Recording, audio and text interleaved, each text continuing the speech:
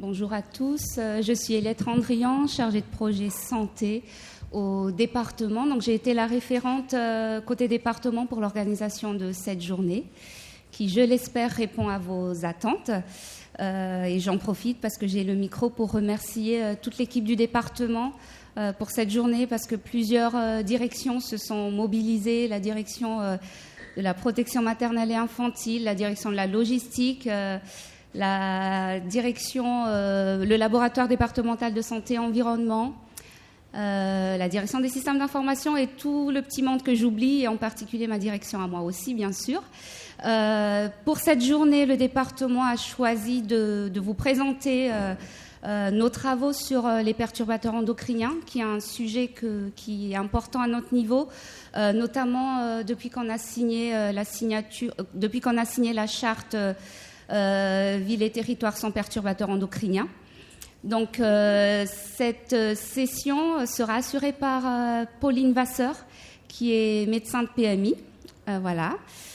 Ensuite, par Jean-Baptiste Hanot, qui est un étudiant en médecine que nous avons accueilli au centre de PMI de Vincennes dans le cadre du service sanitaire santé. C'est important pour nous aussi d'être formateurs et d'attirer aussi notre territoire, de former les futurs médecins, et qui ont beaucoup aussi à apporter à nos équipes. Donc, merci Jean-Baptiste.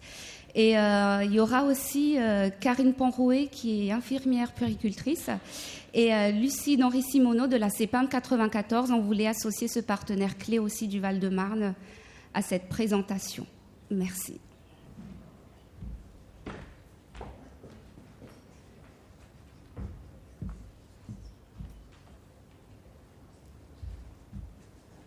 Bonjour à tous, je suis ravie d'être ici. Je suis donc Pauline Vasseur, médecin de santé publique à la direction de la PMI du Val-de-Marne, la protection maternelle et infantile et promotion de la santé du Val-de-Marne. On a donc choisi de vous parler plus en particulier de la thématique des perturbateurs endocriniens aujourd'hui.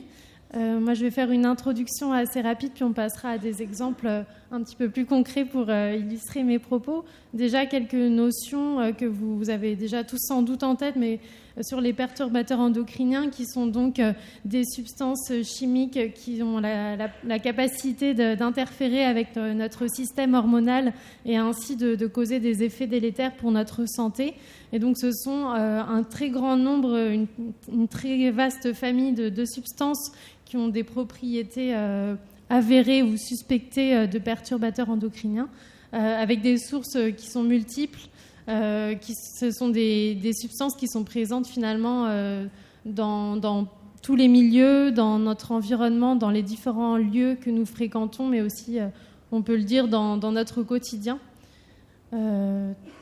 Les voies d'exposition sont multiples. Nous, on va s'intéresser particulièrement à la période des 1000 premiers jours que je vais définir juste après, mais je voulais juste rappeler que les perturbateurs endocriniens peuvent se retrouver également dans le lait maternel ou passer la barrière placentaire, en plus des voies d'exposition classiques. Le programme national de biosurveillance a révélé que la grande majorité des femmes et des enfants sont imprégnés aux perturbateurs endocriniens. Donc ça ne signifie pas forcément pour une femme enceinte pour laquelle on retrouve dans les prélèvements biologiques des perturbateurs endocriniens qu'il va y avoir des effets délétères pour son enfant.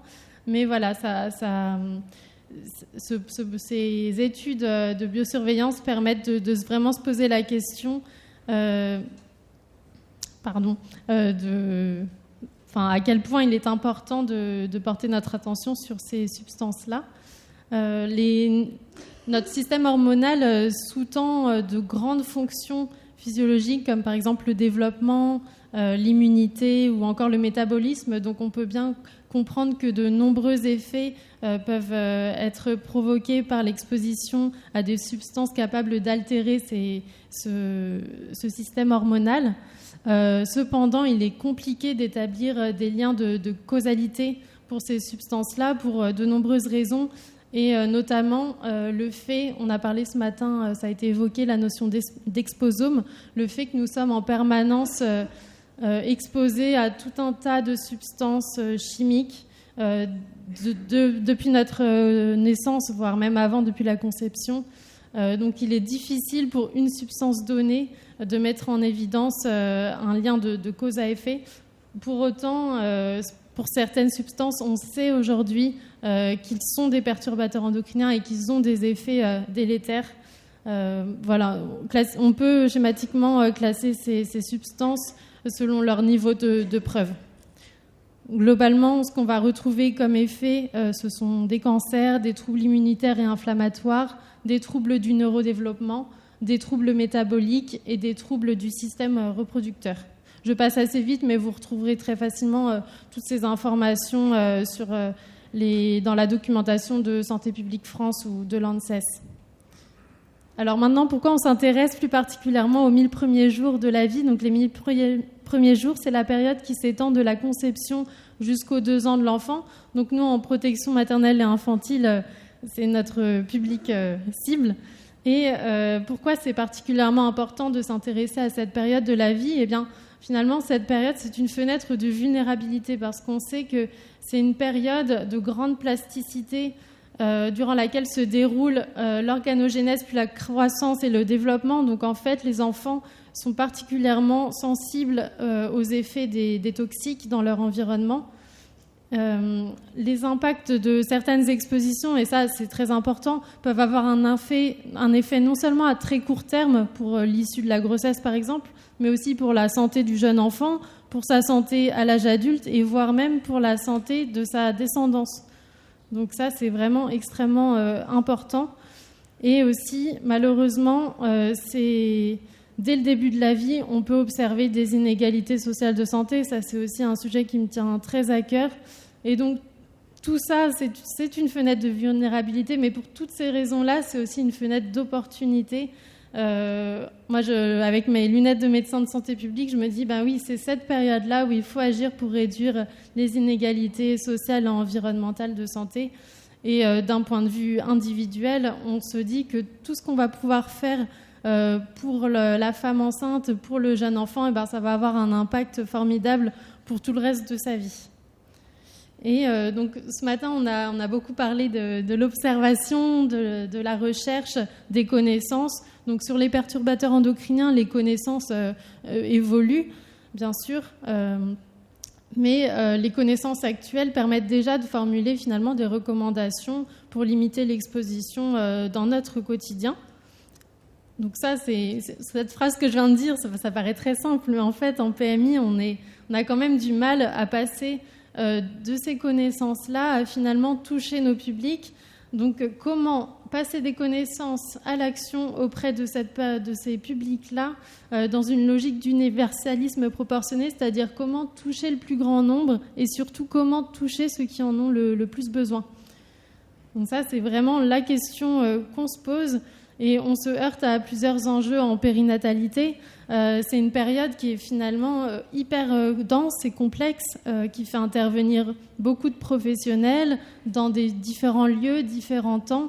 Les publics reçoivent beaucoup d'informations et parfois cumulent des préoccupations, des pathologies, des soucis qui peuvent dépasser le cadre de la santé.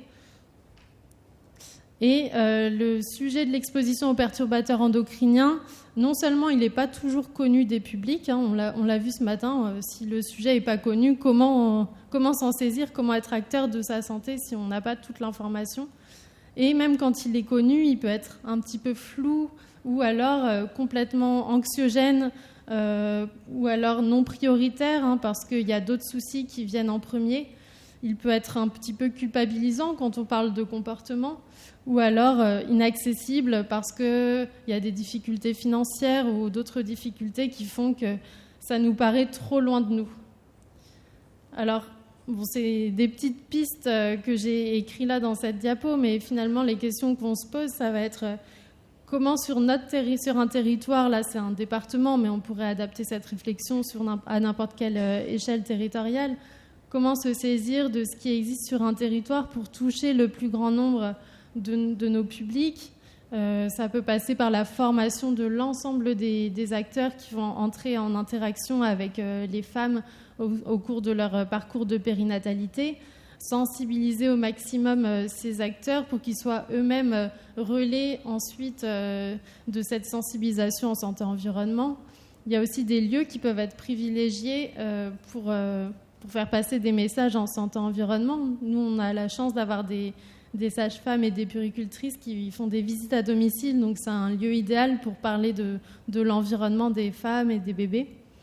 Les démarches d'aller vers sont extrêmement intéressantes aussi pour apporter ces sujets-là.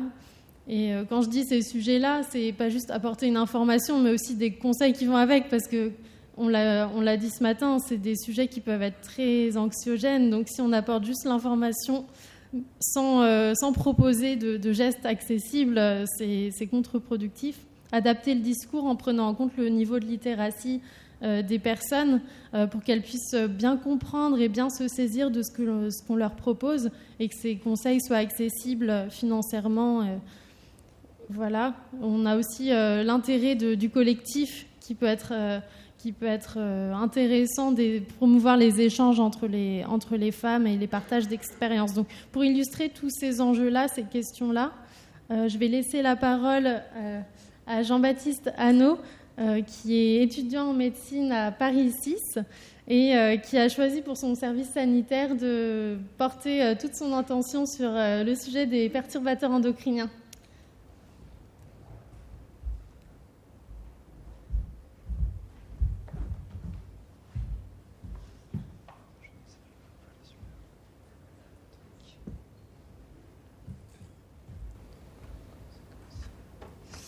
Bonjour à tous. Je vais vous présenter donc un projet de santé publique que j'ai mené en fait au sein des CPMI vous m'entendez bien, du Val-de-Marne, dans le cadre de mon projet de service sanitaire. Donc c'est une mission qui fait partie du cursus de l'externat en médecine. Et cette préventation, donc, cette présentation, elle est axée sur le moyen de prévention qu'on a développé, sa mise en œuvre et ses perspectives. Alors, comment est né ce projet ? En fait, tout ceci est parti d'un constat que j'ai fait sur le terrain durant ma faible expérience clinique et en particulier durant mon passage en service d'oncologie. En fait, j'ai noté une recrudescence des cancers précoces avant 50 ans et donc à caractère en plus idiopathique et notamment des cancers du sein. Et devant l'essor de la prévention, en fait, je me suis tourné vers tout simplement mes chefs de clinique qui m'ont dit que il y avait beaucoup de prévention actuellement, il y avait beaucoup de formation en fait en prévention et que ça prenait de plus en plus d'ampleur et d'importance dans la pratique de l'oncologie médicale. Et à ce moment-là, je me suis dit finalement quel est le lien entre les facteurs environnementaux et finalement la recrudescence des cancers précoces, donc avant 50 ans.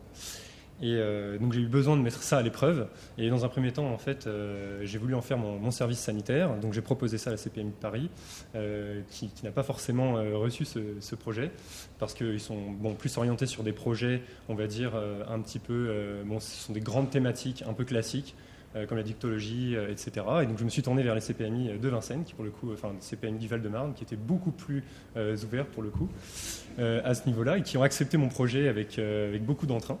Et donc j'ai eu toute l'attitude en fait pour créer ce projet. Et donc en fait, ce projet, il a pour but finalement de sensibiliser en fait les femmes.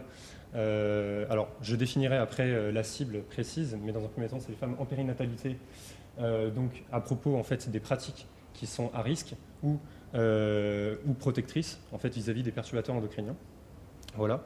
Ensuite, l'idée, c'est en fait le but, c'est d'atteindre l'autonomie. C'est qu'en fait, elles s'autonomisent, qu'elles atteignent une certaine forme d'esprit critique, et qu'ensuite, ça fasse tache d'huile, qu'elles puissent finalement être actrices de leur prévention. Voilà. Donc ça s'est passé finalement en 4 étapes. La première étape étant la formation. C'est celle qui nous a permis vraiment de voir un petit peu toute l'ampleur de l'information qui était compulsée à ce sujet-là. Alors, il faut savoir que il y en a beaucoup. Elle est surtout dédiée aux professionnels, ou alors sinon c'est via des outils comme les 1000 premiers jours. Donc effectivement, on a accès à une base sur Internet qui est quand même relativement pratique, mais on s'y perd quand même relativement vite. Surtout quand faut pas oublier que quand on est une femme enceinte et qu'on vient en fait d'accoucher, il y a toute l'anxiété qui va avec, et l'anxiété de mettre en fait au monde un enfant dans ce monde-là. Finalement dans un monde qui est effectivement aujourd'hui dans le contexte du dérèglement climatique, etc. Et donc il y a déjà en fait une sorte d'éco-anxiété qui est là, et l'idée c'est de ne pas en rajouter en fait. Voilà, donc c'est déjà assez complexe, et le problème finalement de ces outils, c'est qu'ils présentent tellement d'informations que ça fait peur dans un premier temps. Donc l'idée c'était finalement de faire un trait d'union entre toute cette information, cette richesse d'informations, et finalement le public ciblé, donc les patientes. Voilà. Alors comment on a conçu ce parcours? Donc on s'est basé sur l'exposome. L'idée c'était de faire une version simplifiée de l'exposome. Voilà. Alors comment on a simplifié ce concept qui est d'ailleurs un peu controversé, tout ça? Et en fait on a réuni toutes les informations qu'on a eues en 6 thématiques. Voilà, donc les 6 principales thématiques finalement qui ont attrait au quotidien, donc les cosmétiques, les biens de l'enfant, donc à la fois les jouets, les vêtements. Ensuite, on a tout l'aménagement de la maison, donc ça passe par les peintures, les meubles, etc. Ensuite, on a l'alimentation, l'air ambiant et puis les produits d'entretien. Et en fait, ça coïncide étroitement avec toutes les pièces de la maison. Voilà. Alors ensuite, donc ça c'était pour le contenu. Ensuite, sur le format de ce parcours de prévention, donc comment on l'a dimensionné. Donc en fait, on s'est basé un petit peu sur les fonctions exécutives, donc, que sont l'attention, l'adaptation et la mémorisation. Alors, il faut savoir que quand vous voulez changer quelque chose en vous, vous passez par ces étapes en fait, du changement, vous menez ce process, vous menez à bien ce process du changement. Et donc vous passez grosso modo par 4 grands types d'émotions. Le déni, après c'est la nostalgie, ensuite, c'est super, comment je vais pouvoir faire, et après vous l'intégrez, vous prenez vraiment la décision et vous passez à autre chose. Vous avez vraiment intégré et vous êtes autonome. Voilà, donc en fait on s'est basé un petit peu là-dessus, on s'est dit que on pouvait synthétiser ça on va dire en 3 étapes. Ensuite de ça, on s'est basé un petit peu sur la manière dont on apprend en tant que carabin, donc en médecine, il faut répéter. Finalement l'apprentissage c'est l'art de la répétition. Et donc on s'est basé en fait sur les courbes des Bingos, et on s'est rendu compte qu'en fait on retenait 80% du message, donc ce qu'on veut atteindre, ça correspond un peu à l'autonomie qu'on veut.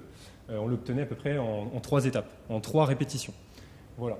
Et enfin, l'idée c'est de mobiliser l'attention des patientes sur la durée de leur passage à la PMI. Et il faut savoir qu'en moyenne, elle passe à peu près, donc nous on a calculé, on a chronométré, elle passe en moyenne entre 50 et 60 minutes à la PMI, tout compris, l'attente dans la salle d'attente, en passant par la consultation, etc. Et donc on s'est dit qu'en fait, il fallait du coup 3 temps, de manière, et surtout il fallait diversifier l'information, donc avoir 3 faisceaux d'informations différents pour pouvoir justement mobiliser et maintenir cette attention de la part des patientes. Donc voilà ce que ça a donné, une exposition en salle d'attente. Ensuite de ça, un entretien dirigé et individuel, pas collectif. Et ensuite, une évaluation en ligne pour faire un état de l'art en fait, de leurs connaissances et aussi pouvoir suivre l'évolution de notre message dans leurs souvenirs, tout simplement. Voilà. Et après, donc à côté, on voit à droite ici tout simplement le cycle de prévention, c'est-à-dire en fait le nombre de fois qu'il faut faire ce cycle pour garder à peu près 80% de l'information. Donc là, vous pouvez scanner ce QR code qui vous mènera en fait au site internet, donc support dont on s'est servi. Voilà, pour travailler avec les patientes. Donc je vous laisse le scanner. J'espère que ce ne sera pas décompté. Voilà. Sinon, je vous conseille de vous le passer, de vous envoyer le... Voilà. D'accord, le QR code qui est super. Alors, tout ça pour dire qu'en fait, pendant l'entretien, donc c'est un entretien dirigé, donc avec, si vous voulez, des étapes bien précises dans les 6 thématiques que j'ai présentées juste avant. Et ces questions en fait, nous permettaient tout simplement de calculer un score pour finalement visualiser et évaluer la pertinence de notre parcours de santé, de notre parcours de prévention, et pouvoir en fait, l'améliorer et l'adapter à la population ciblée. Alors la population cible, parlons-en. Donc là, on a choisi finalement les femmes en périnatalité, donc c'est les femmes qui ont un projet d'enfant, les femmes qui sont enceintes ou qui ont des enfants de moins de 2 ans. Voilà. Et pas d'autres femmes. Voilà. C'est-à-dire que les femmes, par exemple, qui n'ont pas de désir d'enfant ne sont dans un premier temps pas concernées. Voilà. Tout simplement parce qu'en fait, l'idée, c'était de cibler finalement la périnatalité. Pourquoi la périnatalité? J'ajouterai en plus de Pauline. C'est aussi parce que c'est le moment où on est censé être le moins exposé. Donc c'est un peu une référence. C'est un peu la baseline. Et là, il y a eu un petit peu un raisonnement par l'absurde. Dans notre groupe, on s'est dit peut-être que si on propose un moyen de prévention, du coup à cette population-là, peut-être qu'on pourra suivre les effets de cette prévention à long terme sur l'incidence des maladies qui sont potentiellement liées aux perturbateurs endocriniens. Voilà, c'est une proposition de raisonnement. Voilà. Donc la population source, c'était tout simplement les femmes qui venaient en fait à la PMI. Et ensuite de ça, Donc notre critère d'évaluation, c'est le score dont je vous ai parlé. Et on a 3 manières finalement d'évaluer, donc 3 manières successives d'évaluer notre parcours de prévention. La première, c'était vraiment une étude transversale. L'idée, c'était de faire un peu un état de l'art des connaissances générales en matière de santé environnementale des patientes. Voilà, donc des bonnes pratiques ou des mauvaises pratiques. Ensuite de ça, l'idée, c'est un peu un simulacre d'études randomisées à double insu pour voir en fait si notre moyen de prévention offrait une différence par rapport aux sources sur Internet. Et enfin, une étude de survie qui nous permettait, qui nous permettra, parce qu'on ne l'a pas encore réalisé celle-ci, qui nous permettra pour le coup de voir comment survit le message chez les patientes qu'on a formées. Voilà. Et en fait, qu'est-ce qu'on donnait à la fin ? Donc à la fin de tout ça, qu'est-ce qu'on donnait aux patientes ? On leur donnait finalement leur exposome à elles. Donc c'est un exposome un peu personnalisé. Et c'est un peu à l'instar d'une forteresse. Donc il faut imaginer que les murs qui sont enfoncés, c'est finalement des défenses qu'on a en moins, ou une exposition en plus aux perturbateurs endocriniens. Donc là, on peut voir, en fait, là j'ai synthétisé pour 2 populations, donc celles qui veulent avoir un enfant et celles qui ont plus de 25 ans. Et donc là, ce qu'on peut voir grosso modo, c'est que les cosmétiques sont quand même une thématique phare en fait, de l'exposition aux perturbateurs endocriniens.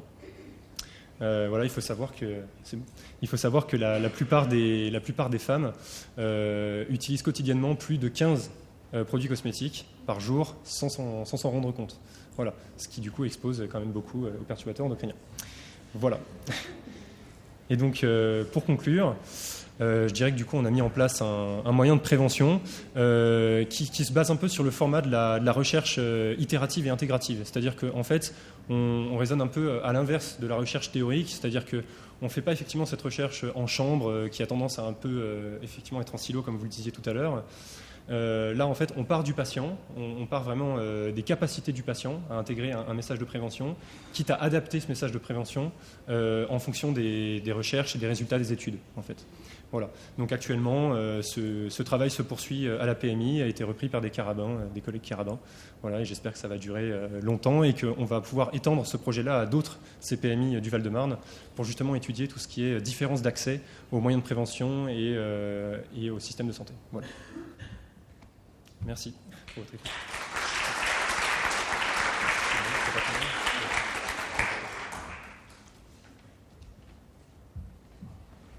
Merci beaucoup Jean-Baptiste, qui est un peu plus grand que moi. Personnellement, je suis vraiment ravie que des étudiants en médecine choisissent de s'orienter, de creuser, d'explorer la santé-environnement. Moi-même, j'ai trouvé que les études nous orientaient pas forcément dans ce sens, donc ça me fait vraiment très plaisir. Je vais maintenant donner la parole à Karine Ponrouet, infirmière péricultrice au conseil départemental du Val-de-Marne, et à Lucide Henry-Simoneau, qui est chargée d'études en prévention à la CPM du Val-de-Marne.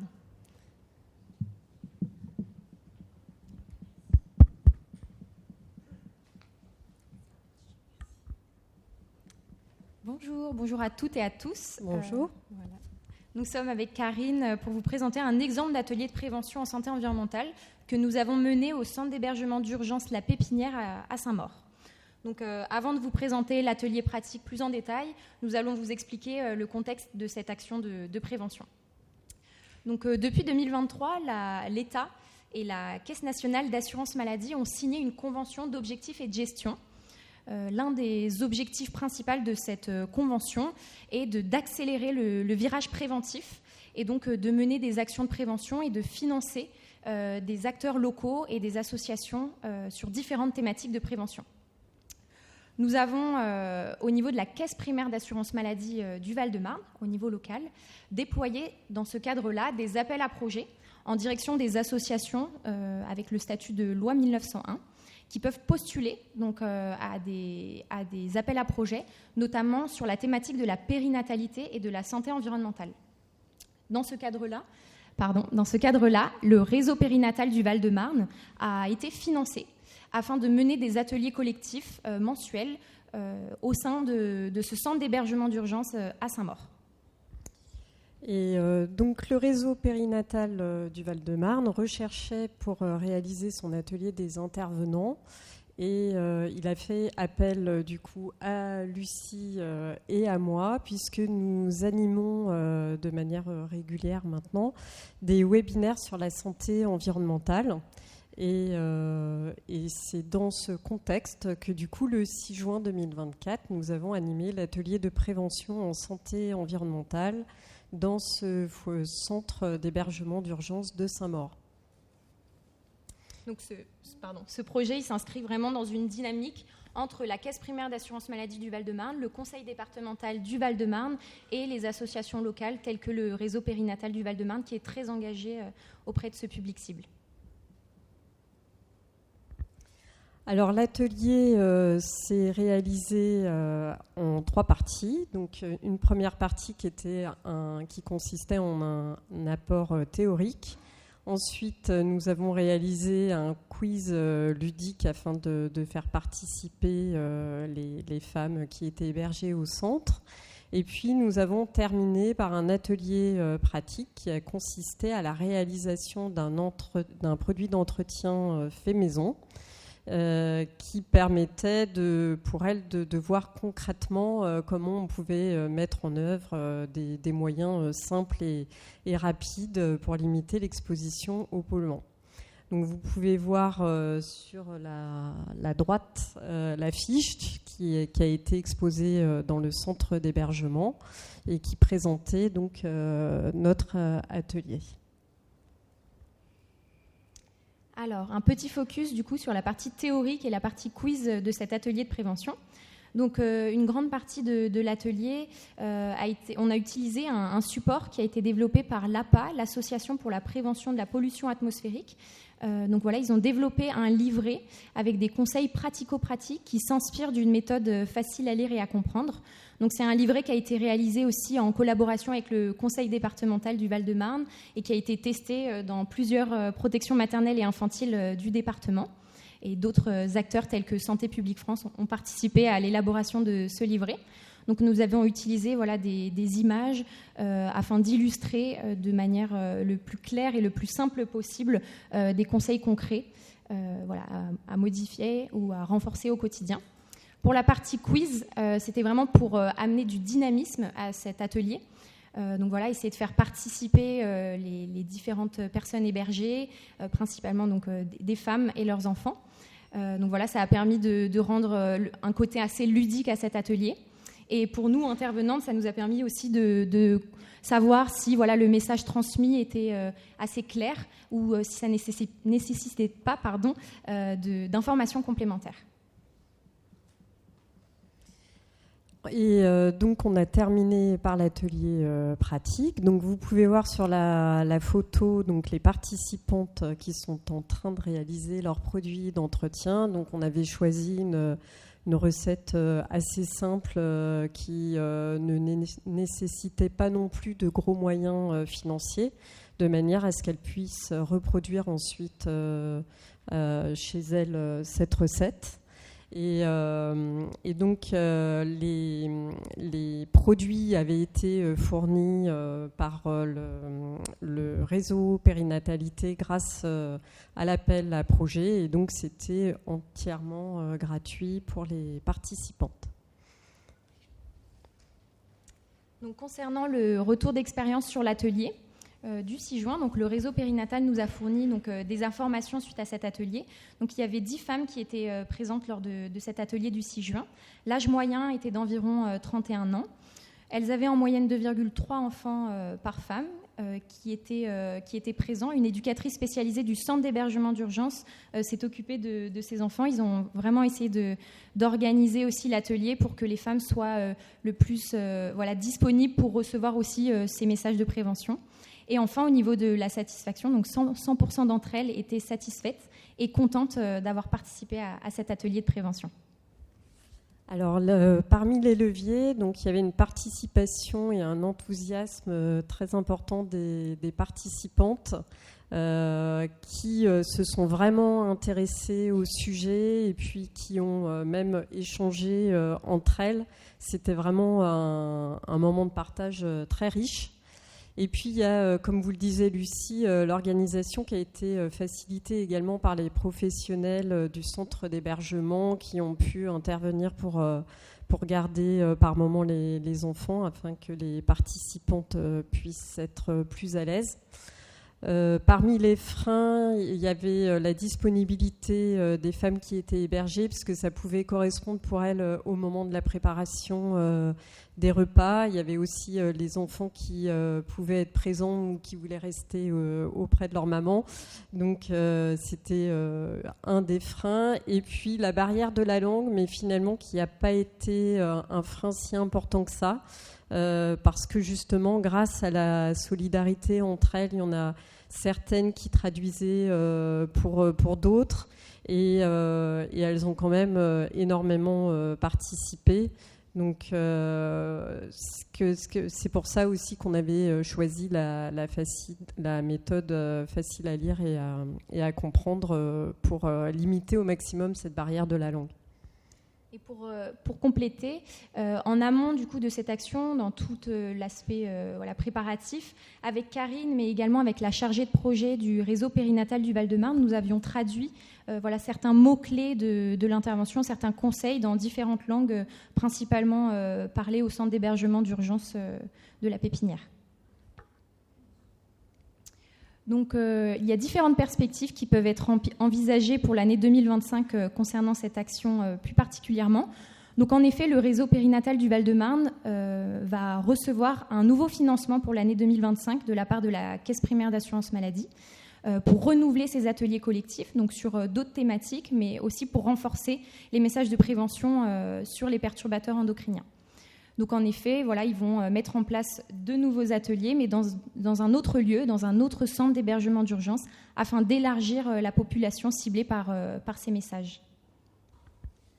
Alors c'est vrai que l'objectif principal de cette intervention, c'était d'agir auprès d'un public qui est souvent très, très peu informé et qui est pour autant très exposé aux pollutions. Et le but étant de justement agir sur les inégalités de santé. Voilà, donc n'hésitez pas si vous avez des questions également. Et au niveau de la Caisse primaire d'assurance maladie, si vous voulez déposer des dossiers en tant que structure locale ou association au niveau du Val-de-Marne, ou si vous avez des questions de manière générale sur les financements. Merci encore. Merci.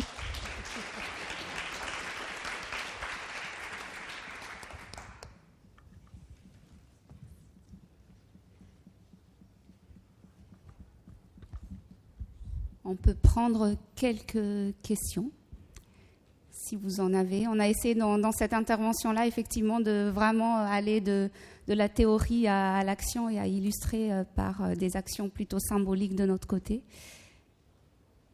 C'était tellement complet. Peut-être question de curiosité, Jean-Baptiste, qu'est-ce que ça t'a apporté, cette expérience finalement, où on dit souvent que les jeunes médecins sont très formés aux soins, au care comme on dit. Là, tu étais dans la prévention. Et puis, il y a un volet quand même très scientifique au-delà de la prévention, en fait, tout en travail, en fait.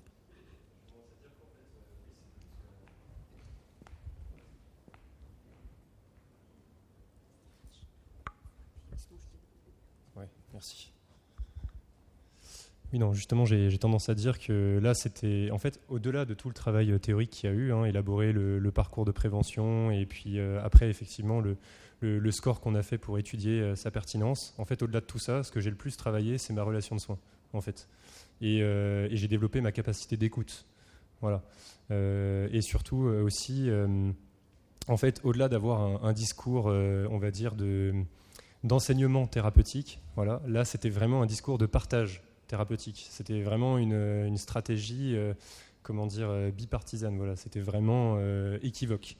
Voilà, c'était ça l'objectif, parce que sinon, je savais que de toute façon, ça n'allait pas être retenu. Voilà, et pire, on allait retourner vers ce déni latent, c'est-à-dire le début de la conduite du changement, et qu'on n'allait pas progresser. Voilà, donc en fait, l'idée, c'était de ne pas culpabiliser et à chaque fois de proposer une solution en rebond. Voilà, donc de proposer une alternative à toutes les pratiques que je souhaitais, on va dire, voir changer chez les patientes avec lesquelles je m'entretenais. Voilà. Donc c'est surtout ça en fait. Je pense que le plus complexe quelque part, c'est de ramener des concepts qu'on a théorisés. Voilà. C'est-à-dire que là, on a parlé de concepts qui sont extrêmement théoriques, et l'idée c'est de le ramener en fait au grand public. Et ça, c'est ce qu'il y a de plus difficile finalement. Voilà. Et donc après, il faut s'appliquer à soi-même une certaine rigueur, c'est-à-dire best acronym is no acronym. Voilà, c'est best interface is no interface. C'est ça en fait. C'est vraiment voilà. Il faut essayer de tout garder au plus simple et surtout de d'amener les patientes à agir en fait, à interagir. C'est-à-dire que c'est pas à nous finalement, on peut impulser le début de la conversation. Après, je pense que c'est vraiment au public concerné, au public cible, de s'exprimer là-dessus, voilà, et de nous montrer en fait comment il a intégré et il a compris finalement ces concepts-là, voilà, parce que seul lui pourra s'en emparer et pourra influencer en définitive les politiques comprendra, donc les politiques locales dans un premier temps et ensuite plus globales, voilà, à l'échelle nationale et ensuite voilà, pourquoi pas plus large, mais voilà, je pense qu'effectivement, si on veut éviter l'effet silo dont on parlait, qui est déjà une bonne remise en question, essayer de sortir de cet effet-là, c'est une bonne chose, je pense. Le meilleur moyen, c'est de partir du public cible. Voilà, c'est ce que j'ai compris. Merci, c'était très intéressant les deux présentations. Et du coup, je vais poser la question des publics vulnérables qu'on a vu dans la deuxième intervention à la première intervention, parce que là, on voit des femmes différentes, enfin, vous essayez en tout cas, mais ça veut dire quand même des femmes qui maîtrisent la langue ou qui sont capables de se projeter dans tout ce qu'on appelle l'empowerment. Voilà. Donc comment vous avez géré cette diversité des publics dans vos lieux et qui correspond à ce qu'on a vu dans la deuxième intervention. Alors effectivement, d'ailleurs ça va me permettre de revenir sur ce dont vous parliez ce matin. En fait, en plus de la phase intra-utérine, l'idée c'est de s'intéresser finalement à tous les profils féminins, c'est-à-dire à celles qui effectivement désirent un enfant, celles qui attendent un enfant et celles qui ont des enfants de moins de 2 ans. Et après, en plus de ça, se sont ajoutés effectivement des critères de vulnérabilité qu'on a définis, parce qu'en fait c'est très vaste, donc on en a choisi quelques-uns. Et donc on a choisi effectivement un âge inférieur à 25 ans, une monoparentalité. On a choisi aussi la littératie, le niveau de littératie, l'accès au numérique, voilà. Et on s'est basé un peu là-dessus, tout en sachant qu'il y a quand même un biais de sélection. Pour l'instant, on a déployé le modèle uniquement, enfin le parcours de prévention, on l'a déployé uniquement sur les PMI de Vincennes, donc avec quand même une population relativement favorisée. Voilà, donc il y a quand même un biais de sélection, mais ceci dit, ça nous a permis quand même de calibrer notre parcours de prévention. Voilà. Et donc, en définitive, de le préparer à de futures interventions auprès des publics un peu plus vulnérables. Voilà. Et d'ailleurs, pour reprendre l'exposition, en fait, donc la première étape, le premier temps du parcours de prévention, se base sur une vidéo, donc avec une iconographie très simple, sans mots. En fait, l'idée, c'est vraiment avec des icônes de montrer en fait quelles sont les pratiques à risque et quelles sont celles qui peuvent résoudre en fait, ou solutionner certains problèmes. Voilà. On va prendre une dernière question parce qu'on est en retard un peu sur l'heure. Simplement, pour juste rajouter un petit mot en plus, merci beaucoup déjà pour toutes ces explications. C'est vrai que nous, avec Karine, donc on anime des ateliers en ligne, donc en format webinaire pour toutes les femmes enceintes et parents jusqu'aux 2 ans de l'enfant, grâce à la CEPAM du Val-de-Marne, qui anime ces ateliers. Donc là, c'est vraiment pour le public qui a accès au numérique. Et justement, on met l'accent sur le financement d'associations de terrain qui sont vraiment en contact avec le public le plus vulnérable, comme par exemple des associations qui sont en contact avec des centres d'hébergement d'urgence, avec des foyers sociaux. Ça peut être également avec... on est en lien avec les villes qui sont sous contrat locaux de santé. Et donc ces villes-là sont vraiment des interlocuteurs privilégiés auprès des publics les plus vulnérables. Donc nous, c'est vraiment, en tout cas, on en parle beaucoup, c'est vraiment financer des acteurs qui connaissent ce public cible afin de les toucher et afin de les sensibiliser au mieux. Bonjour, Anne-Sophie Moussa, agence CEFLI. Merci beaucoup pour les présentations. Je voulais savoir, donc, on est à l'origine du projet Recocrèche en Nouvelle-Aquitaine, donc des guides de recommandation à l'adresse des crèches. Donc là, on a parlé directement des femmes enceintes et des jeunes parents. Je me demandais, comme le département a des crèches départementales, si vous étiez en cours ou si vous aviez déjà mené des actions dans les crèches. Alors, sur le département du Val-de-Marne, il y a une crèche qui est labellisée Écolo-Crèche. Et effectivement, il y a toute une réflexion qui a débuté pour que les enfants accueillis dans les crèches du département soient le moins exposés possible. Je ne sais pas si ça répond à votre question. Merci beaucoup à tous les quatre. On va laisser la place à la table ronde. Merci beaucoup.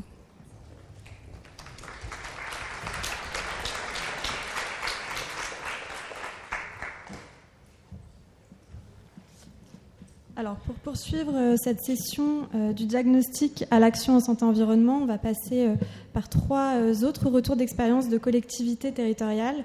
Et donc, pour présenter cette session, donc j'invite Anthony Hua, donc ingénieur territorial chargé de la santé-environnement à l'ADEME, à rejoindre la scène et également l'ensemble des intervenants de cette table ronde que Anthony présentera. Merci.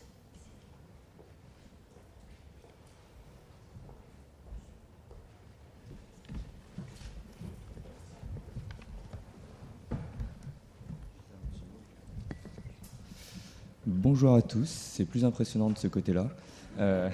Donc voilà. Merci déjà pour le colloque, c'est hyper intéressant. Et puis moi je suis là pour animer du coup la dernière session de la journée. C'est une table ronde avec des retours d'expérience concrets des collectivités. Alors on en a 3, la ville de Paris, Saint-Quentin-en-Yvelines si je ne me trompe pas, et je regarde mon anti-sèche, Fontenay-sous-Bois, désolé. Voilà, je vais pas m'attarder plus que ça. Je pense que là, on va couvrir la planification, des actions concrètes, un peu d'éléments de sensibilisation aussi. Du coup, je laisse la parole aux intervenantes, et à commencer par Fabienne, du coup, pour la ville de Fontenay.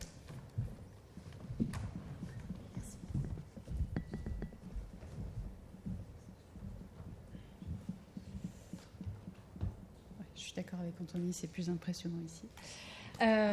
Bonjour à toutes et à tous, ou rebonjour. En tout cas, merci beaucoup pour cette invitation. On est vraiment ravis de pouvoir partager ce retour d'expérience, parce que justement, on est sur les thématiques de transition, pour faire un lien avec ce qui a été dit ce matin, et sur les thématiques de santé environnementale, on a juste intérêt à partager nos bonnes pratiques et nos outils. Donc je vais rapidement vous donner le contexte pour ceux qui n'ont pas la chance de connaître la belle ville de Fontenay-sous-Bois, vous expliquer un petit peu comment on a élaboré ce guide, ce diagnostic social et environnemental, son financement, une partie méthodologie et un petit zoom sur quelques indicateurs, et puis je vous parlerai de son déploiement, faire un petit peu le bilan de son application et l'articulation avec les autres outils de la ville, notamment un contrat local de santé, pour ne citer que celui-là, et notre démarche de prospective Fontenay 2050. Alors Fontenay, c'est une ville qui est pas du tout plate. Moi qui fais du vélo au quotidien, je peux en témoigner. Pourquoi c'est important de le souligner ? C'est parce que c'est une ville qui est sur 2 versants. Donc pour que les gens se croisent, se mélangent, c'est vrai que du coup c'est un peu malaisé. On a une grande coupure urbaine, A86, RER A, RER E, avec tout ce que ça sous-entend de multi-expositions, comme on a pu le voir ce matin. Et puis une partie de la population qui se sont un peu oubliés, un peu désaimés, un peu isolés, et qui se tournent du coup vers les villes alentours, ce qui n'est pas grave en soi, mais qui est un peu frustrant pour nous. Les inconvénients de la petite couronne, Donc multi-exposition, j'en parlais, pollution de l'air, pollution du bruit, les ondes électromagnétiques. Et puis on a une ville donc, qui non seulement est pentue, mais en plus qui a un réseau viaire et une urbanisation qui fait qu'on a des espaces publics assez contraints, on a des trottoirs assez étroits par exemple. Du coup ça pose des soucis d'aménagement notamment. Mais on a plein d'avantages. On a notamment de nombreux espaces verts, dû à une volonté très forte dans les années 60 de sanctuariser tous les espaces qui restaient et d'arrêter toutes les demandes de permis de construire pour aller faire des grandes tours. Donc il y a quelques grandes tours, c'était les coups partis. On a pas mal de jardins partagés, on a une vie associative extrêmement dense, extrêmement riche, avec beaucoup d'initiatives citoyennes aussi. On a une grande diversité culturelle, une grande mixité sociale qui fait vraiment la richesse de la ville et c'est vu comme ça par les habitants et évidemment par nous les services. Des élus hyper investis, hyper impliqués, notamment sur les sujets du jour. On a 4 élus rien que sur les sujets de santé, dont une élue à la santé environnementale et au bien-être qui devrait être parmi nous, que je ne vois pas. Et puis on a des agents municipaux avec une belle volonté de mission de service public et tout ça c'est des vrais atouts pour les sujets d'aujourd'hui. Alors ce diagnostic, pour faire un petit historique, on a été en 2019 lauréat de l'appel à manifestation d'intérêt de l'ADEME et l'ARS sur la MICEAD numéro 2 du PRSE 3 pour utiliser plein d'acronymes pour prendre le contre-pied de ce que disait Jean-Baptiste. Et donc on a eu la chance d'être lauréat avec un financement ARS. Eux, ils étaient plutôt intéressés par la partie guide d'aménagement et d'urbanisme favorable au bien-être et à la santé. Mais nous, on avait très envie de faire une partie diagnostic. C'est là que la DRIEAT est rentrée en jeu. Merci beaucoup. Merci à Nathalie, avec qui j'ai échangé tout à l'heure. Et puis, donc, on s'est lancé dans la rédaction de ce diagnostic entre mi-2019 et début 2021. Test en 2022, je vous expliquerai un petit peu pourquoi tout ça a pris du temps, et un déploiement qui est encore en cours. Alors, quand je dis on, c'était qui ? C'était donc mon équipe, le secrétariat général à la ville en transition, et plus généralement tous les services de la ville. On est sur des thèmes ultra transversaux. Et puis, surtout, on avait une équipe de choc avec l'Institut Paris Région, Nicolas qui était là ce matin, et l'ORS avec Sabinos qui était là ce matin aussi, que je ne vois plus. Le bureau d'études Visea et donc les financements dont j'ai parlé.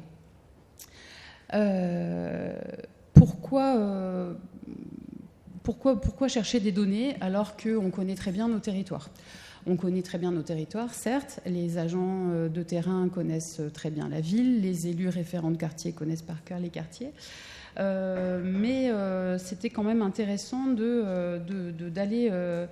on a tous des biais, en fait, dans nos visions de terrain et on le connaît on connaît un territoire à travers le prisme de nos expériences, de notre vie quotidienne, de nos contraintes, et du coup c'était vraiment indispensable pour nous et c'était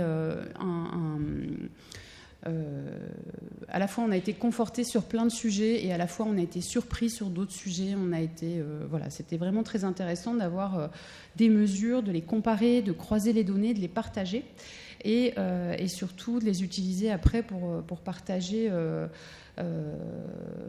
pour plutôt concevoir les aménagements de la ville, justement de façon différenciée dans un quartier plutôt qu'un autre en fonction des vulnérabilités en présence. Surtout qu'on a 13 quartiers, j'ai oublié de vous le préciser, 13 quartiers qui sont très divers. J'ai l'impression qu'il me manque une diapo. Oui, il me manque une diapo, c'est pas grave. Et donc 13 quartiers très différenciés. Oui, il me manque une diapo, excusez-moi. Les données, quelles étaient-elles ? Donc il y avait les données INSEE, je vous le disais, on avait travaillé donc avec l'Institut Paris Région et l'ORS, des données donc géoréférencées et des données de prospective. Ça a été dit plusieurs fois dans la matinée également, avec cette importance. C'est bien de faire une photo à un moment donné, mais on est dans des milieux qui bougent.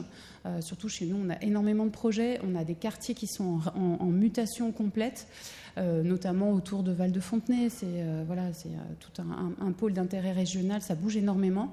Et du coup, si on s'arrête et qu'on se fige à une photo, on perd une partie de l'information intéressante. Et puis surtout, on perd l'intérêt d'avoir... Enfin, on a de la donnée froide qui ne sert pas à grand-chose, en fin de compte.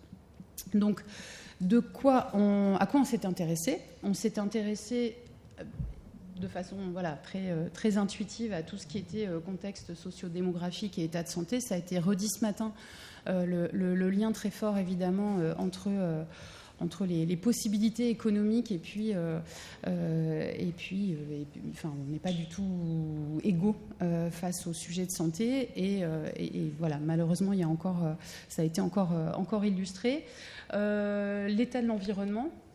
Bon, là, c'est le plus intuitif, tout ce qui va être à la fois les risques, mais aussi les opportunités, les aménités, tout ce qui est nature en ville, à la fois en termes d'îlots de fraîcheur, comme ça a été évoqué ce matin, mais aussi en espace de ressourcement, en espace pour trouver du calme, entendre des oiseaux, oublier la ville. La partie cadre de vie et aménagement, puisque c'était en lien, donc, je vous le rappelle, avec cette guide d'aménagement et d'urbanisme favorable au bien-être et à la santé. Et puis un volet qui est le plus compliqué en tant que ville à aborder, enfin en tant que collectivité territoriale en général, c'est la partie mode de vie individuel et puis tous les réseaux socio-économiques. C'est là où on a le moins de marge de manœuvre. On ne peut pas être derrière les gens en leur disant faites du sport, mangez bien. Mais par contre, en tant que collectivité territoriale, en tant qu'aménageur, c'est là où on peut imaginer des espaces qui vont favoriser telle ou telle bonne pratique. Et puis toutes les politiques d'aménagement qui vont avec, politiques d'accompagnement, pardon, qui vont avec. Ça peut être des opérations de prévention, ça peut être de l'information, ça peut être... Voilà, je reviendrai un petit peu sur les outils d'animation après. Donc voilà de quoi on a parlé. Les outils créés à cette occasion-là, donc ce fameux guide, le référentiel dont je vous parlais tout à l'heure, qui est un guide... alors je connais pas, j'ai pas eu le temps d'aller regarder le guide qui nous a été présenté ce matin par la région Bretagne, mais je voyais un petit peu des liens et des similitudes. Donc un guide de recommandation sur un certain nombre d'axes qui ne reprennent pas tout à fait les 4 axes que je viens d'expliquer, mais qui a aussi, parce qu'il y a aussi le volet évidemment de suivi, de reporting, enfin, à la fois d'accompagnement en amont, de concertation du public, etc., et puis de reporting. Mais on est sur des approches à peu près similaires. Et pour chacun de ces axes, des recommandations, c'est-à-dire les bonnes pratiques, les questions qu'il faut se poser, un petit peu une espèce de vadémécum de voilà, je veux faire un projet d'aménagement sur Fontenay, quelle est la liste des questions qu'il faut que je me pose, à quoi il faut que je pense. L'idée, c'était pas de rendre chacun expert de tout, mais plutôt de se dire ah tiens, sur tel sujet, ah oui, là je suis en limite de compétences, je vais aller voir tel ou tel collègue ou je vais aller voir telle ou telle ressource extérieure aussi. Une grille d'auto-évaluation et donc ce fameux diagnostic que je vous présente aujourd'hui, enfin ces fameux diagnostics que je présente un petit peu pour le simplifier, un peu comme le kit de customisation du BID. J'ai un guide qui est un peu universel, entre guillemets, avec 3 niveaux d'exigence pour chacune des recommandations. Et après, en fonction du quartier dans lequel je vais m'installer, en fonction de la vulnérabilité ou des enjeux qui sont liés au type d'aménagement que je vais faire, je ne vais pas créer mon projet de la même façon si je m'installe dans tel ou tel quartier en fonction du pourcentage de population inférieure à 5 ans, en fonction de la pollution de fond parce que j'ai l'autoroute, etc. Donc voilà le guide, voilà ces axes et si je fais un petit zoom, donc ça je vous l'ai présenté très rapidement, juste pour insister sur les 5 axes d'action de la ville, un point qui a été évoqué ce matin, mais peut-être un petit peu rapidement, c'est toute la partie pratique sociale. C'est vrai qu'on le voit quand justement on est allé zoomer, vous le verrez après sur les petits tableaux d'indicateurs, la question de l'isolement en ville, que ce soit de l'isolement parce que je suis une famille monoparentale et je m'occupe toute seule de mes enfants, soit parce que je suis âgée et que je suis aussi tout seul dans mon logement. Nous, en tant que ville, évidemment, on ne peut pas grand-chose sur ces aspects-là. En revanche, de créer des espaces de sociabilisation, des espaces où les gens vont se rencontrer, des espaces qui vont susciter, conforter, accompagner la solidarité qui est déjà en place, ça, pour le coup, on est vraiment dans notre rôle. Donc voilà à quoi rassemble le document. Évidemment, et le guide et ce document d'indicateur sont en ligne. En plus, c'était des financements de l'État. La moindre des choses, c'est qu'effectivement, ça soit en accès libre, et ça l'est. Donc voilà pour les indicateurs. Là, l'idée, ce n'est pas que vous puissiez lire, je sais que c'est écrit tout petit, mais la façon dont le guide est présenté, on a à chaque fois la grande thématique avec un petit peu le pourquoi on va parler de cette thématique, c'est quoi le rapport avec la santé. Donc plein de très belles cartes montées par l'Institut Paris Région et l'ORS, des indicateurs croisés. Et évidemment, des explications à chaque fois avec les codes couleurs les plus intuitifs possibles. On a parlé tout à l'heure, Fanny Mietlecki a parlé des cartes de bruit. Là, on est passé de cartes de bruit anciennement qui étaient des logarithmes, alors pas très faciles à appréhender, c'est pas très intuitif d'un point de vue mathématique. Là, on est en mois de vie en bonne santé perdue si on habite toute sa vie au même endroit. Autant vous dire qu'il était important pour nous d'accompagner l'élaboration de ces cartes par un dialogue proche des élus, notamment, et l'information auprès de la population. Ça a été aussi évoqué ce matin. Je vais juste faire un petit zoom sur des indicateurs qui ont l'air assez intuitifs comme ça, les espaces verts. Et au départ, on était parti sur l'indicateur du SDRIF, donc de mètres carrés d'espace vert par habitant. Et si on fait des mètres carrés d'espace vert par habitant sur Fontenay, on est vraiment surpris en fait de quartier en quartier.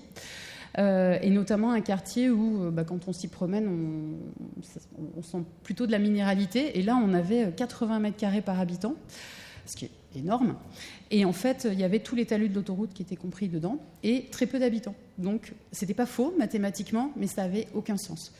Donc, du coup, ça m'a beaucoup fait cogiter. J'ai refait des tableaux Excel un peu dans tous les sens. Évidemment, je me suis tournée vers mes complices de l'Institut Paris Région pour essayer de trouver un petit peu une solution. Et du coup, on a transformé ça en 3 indicateurs. Ce que j'ai proposé, c'est un indicateur de biodiversité. Donc là, des surfaces d'espaces verts, que ce soit semés, plantés, divisés par la surface totale. Je suis un papillon pas très regardant. Ça ne me gêne pas d'aller sur les talus de l'autoroute. Pas de problème. C'est souvent d'ailleurs des zones de refuge pour plein d'espèces. L'accès aux espaces publics. Par contre, je suis un habitant, moi, ça ne m'intéresse pas d'aller sur les talus d'autoroute. Par contre, de savoir qu'il y a un parc à côté de chez moi pour toucher un arbre, pour mettre les pieds dans l'herbe si j'ose me déchausser, ça m'intéresse. Donc, mètres carrés d'espace vert public divisé par le nombre d'habitants, et puis la distance, évidemment, aux espaces verts. Et puis, un dernier indicateur qui au départ était un peu une lubie de ma part, mais plus j'y pense et plus je suis contente qu'on soit battu pour ça, c'est les sources de bien-être. J'ai l'habitude de le raconter comme ça. De mon bureau, en fait, je vois des arbres dans lesquels il y a des oiseaux, et ces arbres sont dans le jardin de quelqu'un que je ne connais pas, qui m'invitera probablement jamais pour prendre un café. Mais en tout cas, moi, ça change mon quotidien d'avoir ces arbres et d'entendre des oiseaux. Donc on a cet indicateur-là qui est, du coup, dans lequel on a mis les mètres carrés d'espace vert privés, parce que, ils ont un intérêt en termes de biodiversité, ils ont un intérêt en termes d'îlots de fraîcheur, et ils ont un intérêt en termes de bien-être. Donc voilà pour les petits zooms sur les indicateurs. Et après, le gros du dossier donc sur ces diagnostics, on a donc des tableaux par quartier qui ressemblent à ça, avec une vingtaine d'indicateurs. On a ici comparé avec Paris, et sur chacun des indicateurs, on compare les quartiers entre eux, on compare les quartiers avec d'autres villes, dont Aubervilliers qui a été cité ce matin, puisque la méthodologie avait été développée chez eux. Voilà à quoi ça ressemble. Et pour chacun des axes, on a aussi à chaque fois des opportunités, des points d'opportunité, des points de vigilance, pour avoir une approche un petit peu plus sensible, parce que ça ne vous aura pas échappé qu'on a lancé tout ça en plein confinement, et du coup, les assises fontenaisiennes de la santé environnementale, on n'a jamais pu les tenir. Comment on fait vivre tout ça ? On a un certain nombre d'outils dans notre boîte à outils. On a évidemment on a une mutuelle communale, on a le contrat local de santé avec ma collègue coordinatrice Laetitia Cheki qui est ici, avec qui on travaille de façon étroite sur ces sujets-là. On a un pôle de santé mentale avec un conseil local de santé mentale et un certain nombre d'outils qu'on déploie pour justement, c'est un peu ce que disait Jean-Baptiste Hannot avant, d'avoir cette approche vraiment d'être en dialogue et en écoute. Donc on déploie autour de ces sujets de santé environnementale le maximum d'interfaces avec les habitants, des jeux sérieux, des balades apprenantes et des différents dialogues. Et du coup, sur les perspectives de ce diagnostic, déjà on est absolument ravis qu'il soit en ligne, on est ravis qu'il commence à être approprié par les différents collègues. On a évidemment déjà travaillé avec les élus, mais on revient, on va un peu revenir avec eux, quartier par quartier, voir un petit peu comment on peut les appliquer. Je les présente au service aussi petit à petit. Et on est en train de lancer une démarche de prospective à Fontenay pour imaginer Fontenay en 2050. Et donc là, on le voit un petit peu sur le petit dessin. Ces diagnostics sont vraiment le point de départ de où on est aujourd'hui sur différentes thématiques. Donc ça interpelle toujours les gens. Ils vont regarder un petit peu sur la carte où est-ce qu'ils se situent. Est-ce que c'est plutôt vert ? Est-ce que c'est plutôt bleu ? Ça lance toujours la discussion. Et puis, et c'est le point de départ pour imaginer le Fontenay donc dans 25 ans. Ça paraît très loin, mais en fait, on n'est pas plus loin de 2050 qu'on l'est de 2000. Et l'an 2000, ça paraît hier matin. Donc, voilà. Je terminerai là-dessus. Si vous me donniez 10 minutes de plus, j'aurais plein de choses d'autres à vous raconter, mais je vais m'arrêter là. Et je serai ravie de répondre à vos questions tout à l'heure.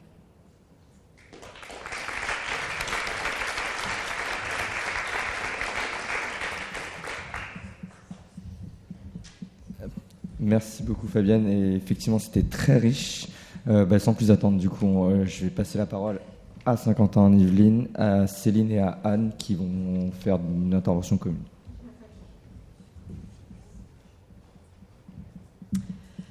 Bonjour à tous. Bonjour. Alors donc, je suis Céline Almeida, je suis responsable du service développement durable, transition et prospective à Saint-Quentin-en-Yvelines. Donc Saint-Quentin-en-Yvelines, agglomération de l'Ouest parisien, qui regroupe 12 communes et 230 000 habitants environ. Le sujet du jour, santé-environnement dans les collectivités notamment. Alors comment on intègre, nous, les données santé-environnement ? Dans le cadre de nos compétences au sein de l'agglomération, on est amené notamment à faire des plans stratégiques dont vous avez déjà entendu parler. Le plan climat, air, énergie territoriale, le plan air renforcé qui doit intégrer notre PCAET, un plan de prévention de bruit dans l'environnement, voilà, plein de plans stratégiques. Dans le cadre de ces plans, comme vous le savez tous, on doit faire un diagnostic et c'est souvent dans le cadre de ces diagnostics qu'on va commencer à intégrer des données santé-environnement. Donc, c'est vrai qu'on va notamment regarder quel est l'impact sur la santé de la qualité de l'air, quel est l'impact de la santé du bruit dans l'environnement, l'impact de la santé du changement climatique. Et souvent, ça va être une première porte d'entrée, en tout cas dans le service développement durable, pour venir intégrer cette notion, à la fois dans la phase de diagnostic, puis après aussi dans le suivi de nos actions, voir comment tout cela évolue sur le territoire. Ce matin, du coup, Madame Elkin, en introduction, citait qu'il fallait agir pour observer, et c'est vrai que nous, on observe pour agir. Donc c'est vrai qu'on va s'appuyer sur toutes ces données d'observation qui nous sont très importantes et sur lesquelles on va s'appuyer notamment auprès des acteurs que vous avez vus ce matin, Air Paris, Bruit Paris, l'Institut Paris Région, pour nous apporter cette expertise et ces analyses de ces données qui demandent une expertise très spécifique afin de mieux connaître nos territoires et puis aussi de sensibiliser, d'informer et de montrer l'impact sur la santé que ça peut avoir. C'est un vrai levier. On peut se dire qu'il est urgent d'agir pour le climat. Quand on montre en plus qu'il y a un impact très direct sur la santé, certains publics, du coup, sont plus sensibilisés avec cet impact santé qui est plus évident pour eux. J'ai mis ici la cartographie. En effet, Air-Paris, Bruit-Paris a abordé ce matin une cartographie multi-exposition. Clairement, c'est un exemple de traitement de données qui permet assez rapidement une cartographie de montrer qu'en moyenne sur le territoire de Saint-Quentin, on a une moyenne de qualité de l'air qui est super bonne. En termes de bruit, on n'est pas mauvais. Mais là, quand on va venir cartographier et venir voir autour d'axes routiers ou autour d'axes ferroviaires, là, on va peut-être pouvoir se poser les questions de quelles sont les populations impactées et la nécessité de venir agir sur des secteurs plus précis et notamment avec une transversalité qui est nécessaire. On l'a abordé ce matin, mais c'est vrai que nous, notre gros travail, c'est souvent d'aller chercher nos urbanistes pour l'aménagement, nos directions de la mobilité pour les transports, le service santé pour venir justement aussi nous dire quels sont les publics cibles. Et donc c'est aussi toute cette transversalité qui est nécessaire pour sensibiliser auprès de la donnée santé-environnement et nous amener à agir. Donc là, c'était vraiment une intro pour montrer comment la santé-environnement peut rentrer dans des documents cadres jusqu'à l'action. Mais on a aussi, du coup, l'Institut de promotion de la santé qui va pouvoir justement aborder un focus encore plus précis et plus poussé sur la santé et l'action. Merci Céline. Donc moi je me présente, je suis Anne Backland, je suis la responsable du service santé de Saint-Quentin-en-Yvelines qui a pour nom l'Institut de promotion de la santé ou l'IPS pour les intimes. C'est un service qui regroupe à la fois un accueil généraliste en promotion de la santé, qui recueille également une équipe projet qui met en place la politique de santé du territoire par l'agglomération de Saint-Quentin-en-Yvelines, mais aussi un équipement qui va regrouper un certain nombre de partenaires, soit des associations de professionnels, soit des services hospitaliers qui sont délocalisés et qui vont intervenir dans les champs qui ont été jugés comme prioritaires à la création de l'IPS il y a déjà un peu plus de 20 ans et qui le sont toujours aujourd'hui, et ça ne va pas vous étonner. C'est la santé mentale, la santé précarité, mais également la santé des jeunes. Voilà pour la petite présentation. Alors... l'IPS mène depuis 2008 un travail d'observation. Donc on va s'appuyer sur des données qui sont collectées et dont les pourvoyeurs sont, ça ne va pas vous étonner, le RS bien sûr, mais aussi la CEPAM avec qui nous avons une convention d'échange de données, et puis l'INSEE.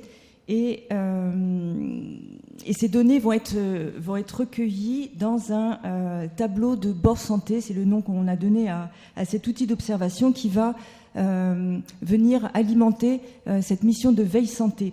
Donc le tableau de bord santé est mis à jour régulièrement, à peu près tous les 4 ans. La dernière édition, comme vous le voyez, date de 2020.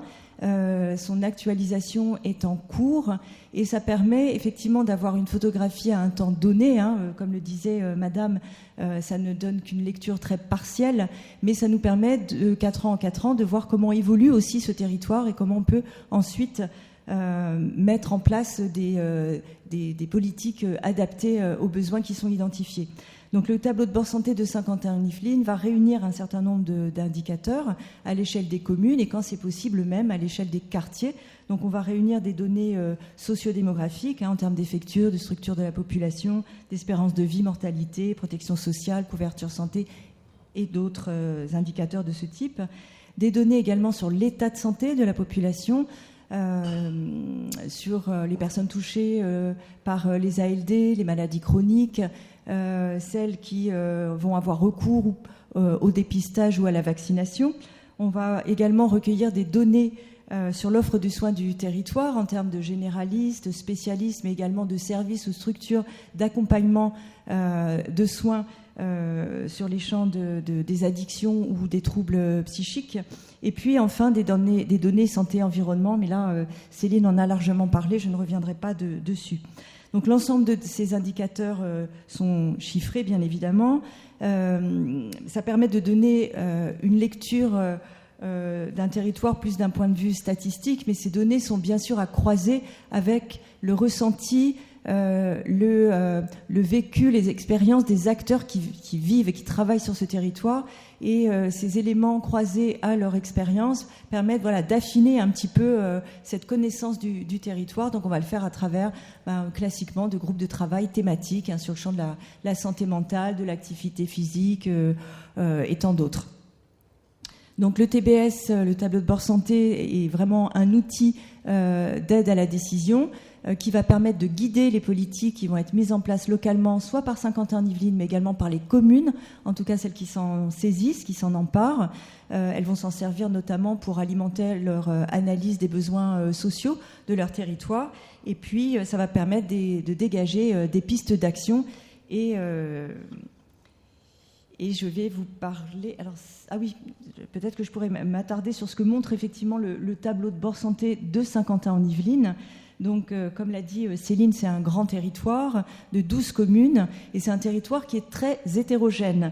7 communes sont en quartier prioritaire au sens politique de la ville, qui regroupe un peu plus de 15% des habitants.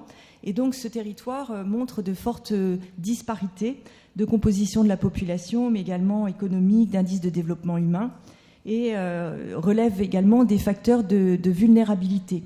Il y a un effectif de population dans les quartiers QPV qui varie de 0 à 66%. Donc vous voyez les gros écarts qu'il peut y avoir d'une commune à l'autre. On a un taux de pauvreté qui varie de 5 à 25%. Un IDH2 qui varie de 0,35 à 0,80, sachant que l'ARS définit un seuil de précarité autour d'un peu plus de 5%. 0,5%. Donc ces facteurs de vulnérabilité, on en a déjà beaucoup parlé, vont engendrer des disparités, des inégalités sociales et territoriales de santé, et qui vont se traduire, par exemple, par plus de 5 ans d'espérance de vie selon les lieux de vie. Celles-ci vont se caractériser également par des disparités entre les communes en ce qui concerne le nombre de personnes touchées par une ALD ou plusieurs ALD, maladies chroniques, mais également par l'obésité, des maladies cardiovasculaires, les cancers, les troubles psychiques. Voilà, il y en a beaucoup. Et donc cette connaissance du territoire permet de mieux identifier quels peuvent être les besoins, de centrer peut-être notre effort vers les publics qui sont les plus démunis, de porter en tout cas cette attention particulière et de déployer peut-être des moyens supplémentaires vers ces quartiers qui en ont le plus besoin.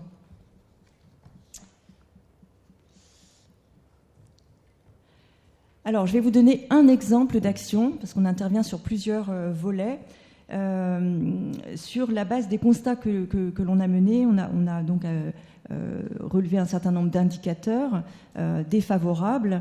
En ce qui concerne la santé des habitants, on a réuni un groupe de travail autour de l'alimentation et de l'activité physique, en tout cas un groupe de travail thématique, et les travaux de ce groupe de travail ont permis vraiment de mettre en place un axe dédié au sport santé, enfin en tout cas un gros volet sport santé qui est inscrit dans le document cadre qui est le contrat local de santé, et dans cet axe important autour de l'accompagnement des publics en situation de vulnérabilité. Donc en 2018, quand a été signé le deuxième contrat local de santé, on avait cet axe autour de l'accompagnement des publics en situation de vulnérabilité, et on a inscrit cette fiche action qui s'appelle, mais qu'on nommera certainement autrement dans le prochain CLS, faciliter la pratique sportive en lien avec une alimentation équilibrée et une mobilité accrue, mais qui s'inscrit vraiment dans une démarche de prévention. L'essentiel de notre action est préventive et elle s'appuie sur donc l'observation en santé.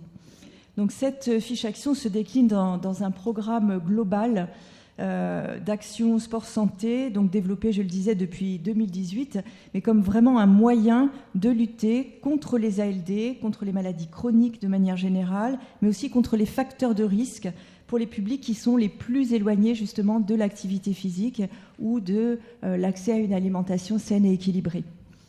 Donc ce volet sport-santé est réparti en deux dispositifs. Un dispositif qui est le sport-santé sur ordonnance, que vous connaissez certainement, et puis un autre volet sport-santé qui va, je vais vous le montrer, prendre plusieurs axes, en tout cas plusieurs propositions d'action. Faut que j'accélère. Alors, j'en ai plus pour très très longtemps de toute façon, donc très rapidement, ce volet sport-santé, sur le volet en tout cas sur ordonnance, est composé d'un certain nombre de cycles d'activité physique adaptés qui sont proposés au public, qui sont les plus éloignés de l'activité physique, qui sont repérés par les médecins du territoire, qui vont leur prescrire cette activité physique adaptée, et ça va leur permettre de réinvestir une activité physique régulière dans un cadre sécurisé et encadré. Et puis autour des actions collectives de promotion de sport-santé, à la fois sur le champ de l'activité physique, mais aussi sur le champ de l'alimentation, parce qu'on, vous le savez, ce sont vraiment deux piliers qui permettent de se maintenir, voire d'améliorer son état de santé, ou en tout cas d'éviter qu'il ne se dégrade davantage. Et ça va prendre alors il y a des exemples qui ont été déjà donnés comme type d'action de promotion de la santé, d'éducation à la santé. On a une équipe dédiée qui est formée à l'entretien motivationnel, à l'éducation à la santé et plus particulièrement au sport santé, qui va pouvoir mettre en place ces actions de sensibilisation et d'éducation à la santé auprès des publics à qui ces actions sont destinées. Donc ça peut prendre la forme d'actions de sensibilisation, de cycles d'ateliers autour de la nutrition, avec toujours des ateliers très pratiques. Ça a été redit tout à l'heure aussi, l'importance de mettre en pratique avec les publics pour que soit préservé justement, c'est l'expérience qui était donnée tout à l'heure en focus, qui le démontrait, c'est-à-dire que la nécessité d'intervenir plusieurs fois sur les mêmes sujets et de pouvoir faciliter l'intégration des messages de prévention par ces publics en faisant et en refaisant. Donc c'est le cas pour les cycles nutrition, l'activité physique, les marches découvertes santé qui vont permettre aussi aux habitants de pouvoir découvrir aussi dans leur quartier des possibilités de pratiquer de l'activité physique et autour desquelles on va pouvoir aborder des questions autour du sommeil, de la gestion du stress, de l'alimentation également. Il y a toujours des objectifs multiples qui sont proposés. Et puis enfin, pour les publics qui sont avancés en âge, toute une série de cycles de prévention des chutes et autour de l'équilibre également qui sont proposés. Voilà, j'en ai terminé. Voilà, les objectifs, vous les retrouvez là, mais là, on en a déjà bien parlé. C'est informer, faire connaître les environnements de proximité pour faciliter justement cette pratique d'activité physique reproductible, sensibiliser sur le rôle majeur à la fois de l'activité physique, mais toujours associé bien sûr à l'équilibre alimentaire, et puis mettre en pratique la connaissance des participants le plus souvent possible pour intégrer dans la durée, en tout cas, ces pratiques favorables à la santé. Et je n'oublie pas le lien social qui est aussi favorisé et qui est un élément très important, un déterminant de la santé à prendre en compte dans les politiques qu'on met en place. Je vous remercie de votre attention.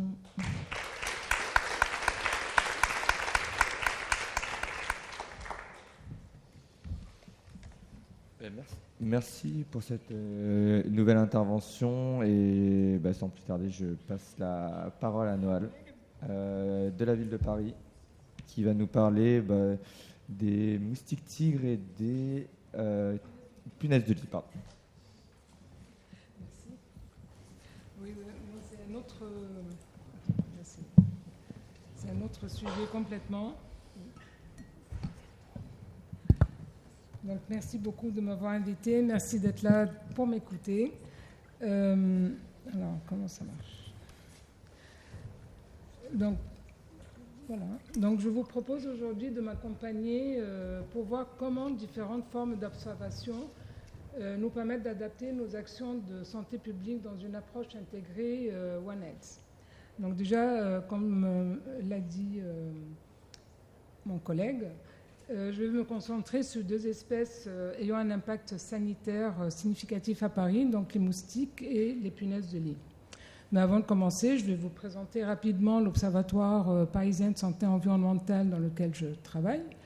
Ensuite, comment on passe de l'observation de terrain vers l'action. Et je terminerai avec la gestion des espèces à enjeux sanitaires à Paris. Ce qu'il faut savoir, c'est que la ville de Paris s'est toujours engagée activement dans les domaines de la salubrité, de l'hygiène, de la lutte contre les rongeurs et les insectes, de la santé environnementale depuis très longtemps. Donc ça remonte à 1910 à peu près, si mes renseignements sont bons. Et notamment grâce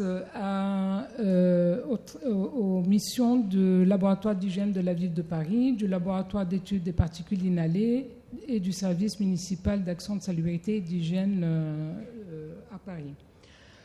Cet engagement s'est donc renforcé en 2016 par la mise en place du plan parisien de santé environnementale, première version, et la création du service parisien de santé environnementale qui a regroupé ces 3 entités et qui a déployé en même temps des postes spécifiques à la santé environnementale avec des missions notamment d'observation de cette santé environnementale en régie.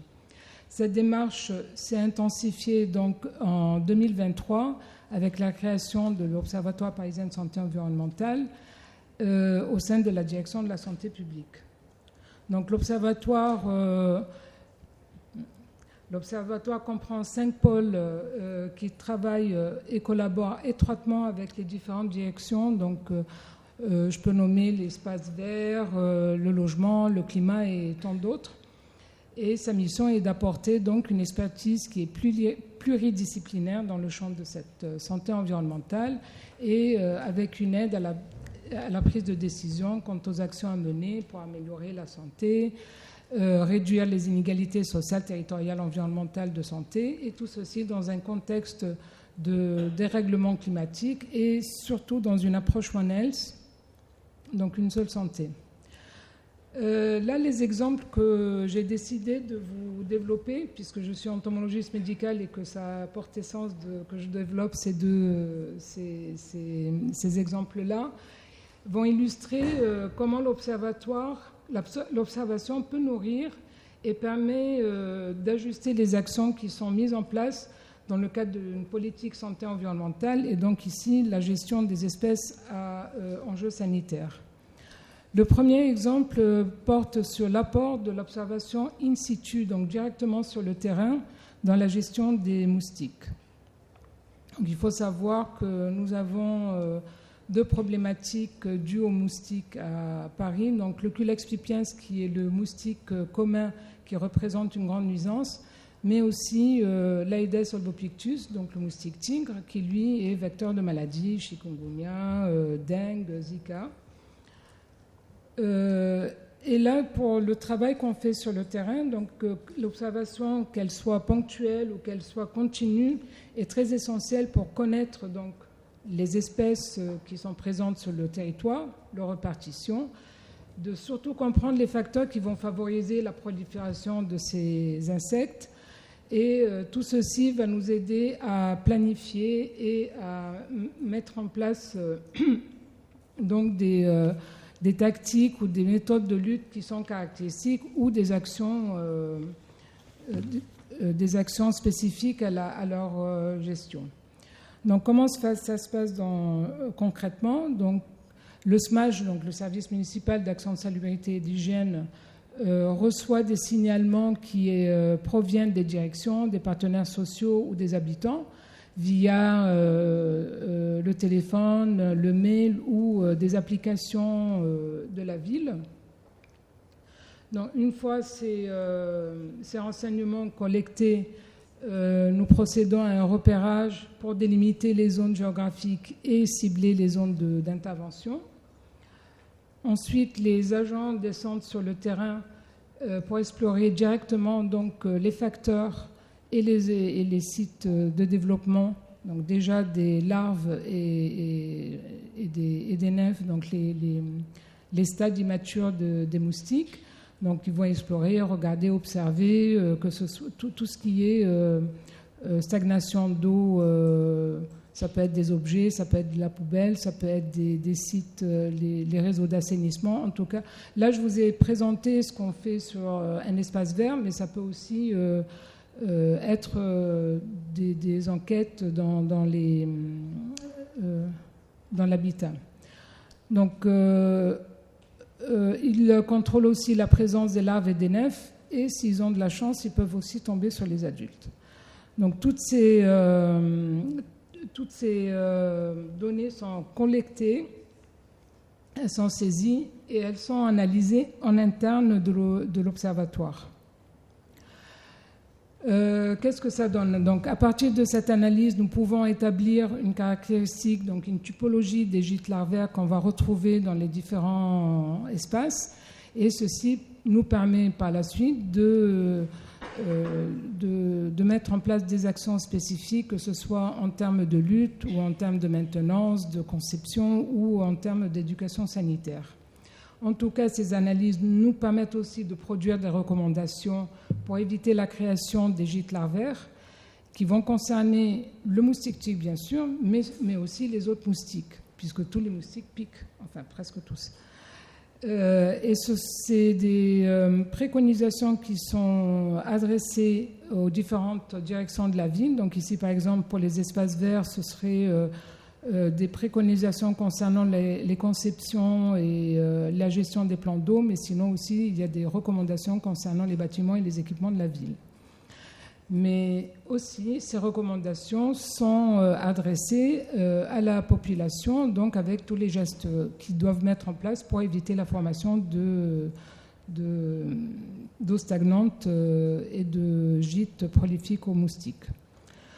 Le deuxième exemple que je vous propose, c'est l'apport de la recherche dans la gestion des punaises de lit.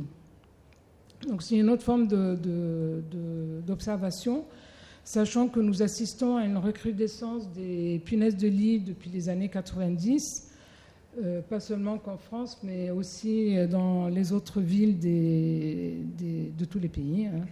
Et cette recrudescence est due à plusieurs facteurs. Mais la plus importante, c'est la résistance des punaises de lit aux insecticides.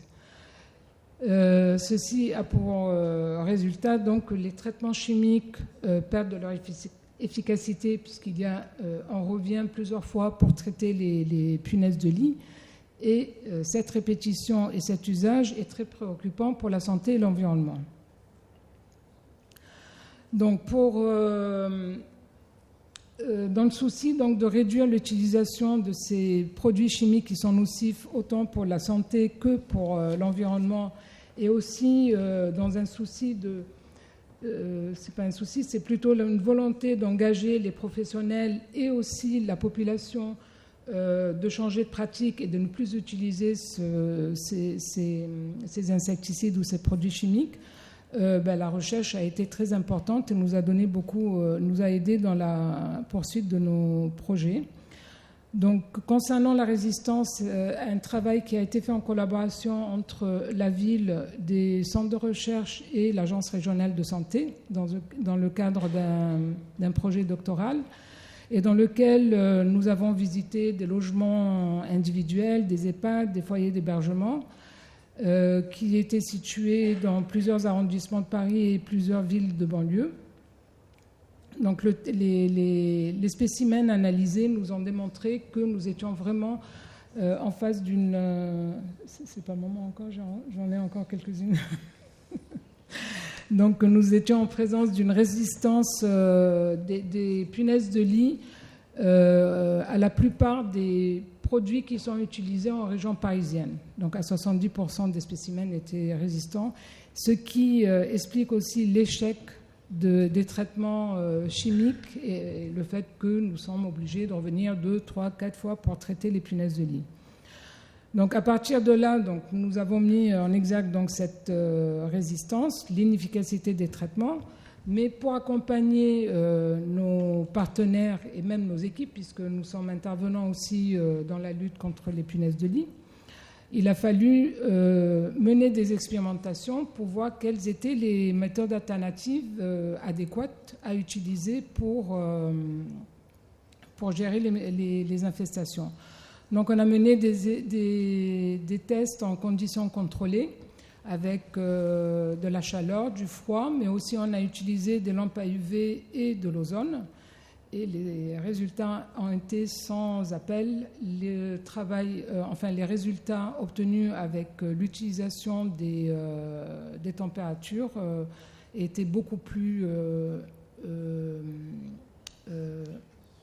satisfaisants. Voilà, merci, j'entends. Merci de votre aide.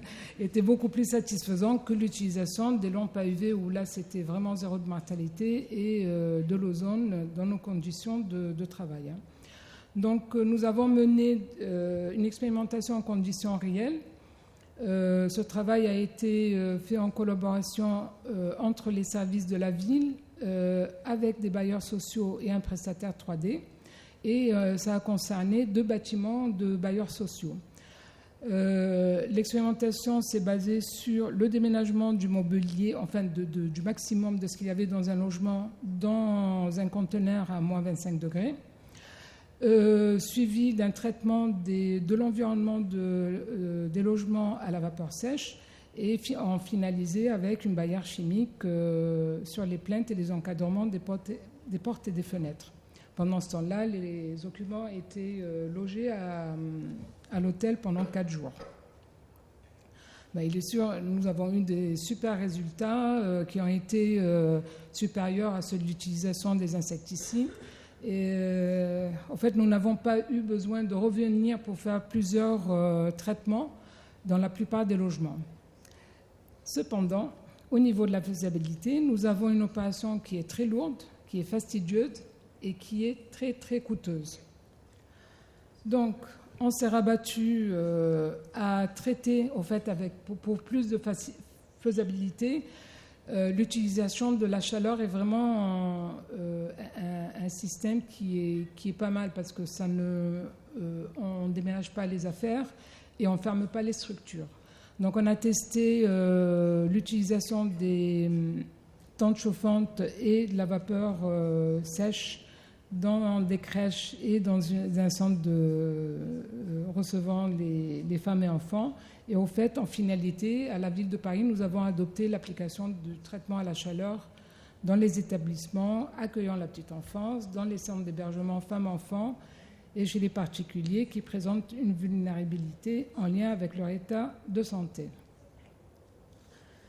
Voilà, il faut courir parce que c'est 10 minutes et il y a plein de choses à dire. Ça y est, je termine presque. Là, je termine avec ça en disant qu'à Paris, la gestion des nuisibles, au fait, repose sur une approche coordonnée. On travaille avec plusieurs équipes, on travaille avec plusieurs partenaires et nous visons aussi à essayer de minimiser les impacts négatifs sur la santé humaine et l'environnement. Donc les enseignements qui sont tirés de ces travaux, que ce soit la gestion des moustiques dans les espaces verts ou que ce soit la gestion des punaises de lit en traitement à la chaleur, doivent s'intégrer au fait dans les différents plans sectoriels. Donc ici, vous avez tous les plans de Paris. Je ne vais pas tous les nommer, ils sont assez nombreux. Mais en tout cas, ce qui nous intéresse ou qui sont les plus probants, c'est le plan biodiversité, plan climat, plan bioclimatique, les stratégies de résilience aussi. Et ceci dans un cadre d'une approche une seule santé qui est aujourd'hui en cours de réflexion.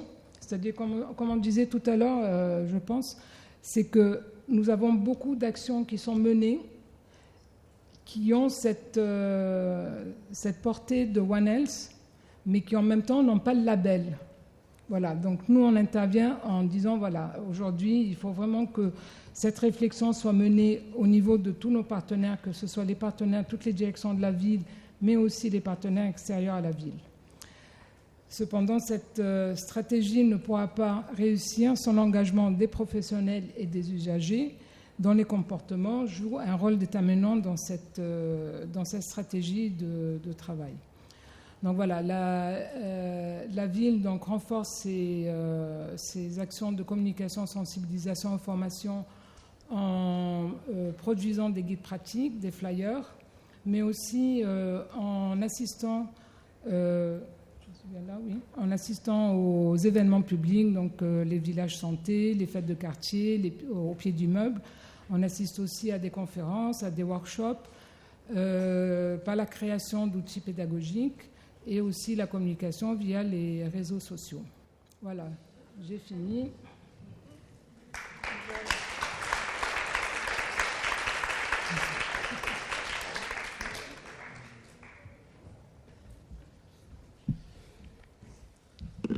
Merci beaucoup à vous quatre pour ces interventions. Je crois qu'on a grignoté le temps, mais on a quand même le temps pour quelques questions de la salle. Donc n'hésitez pas. C'est toujours difficile de poser la première question, mais on en a eu plein aujourd'hui, du coup n'hésitez pas.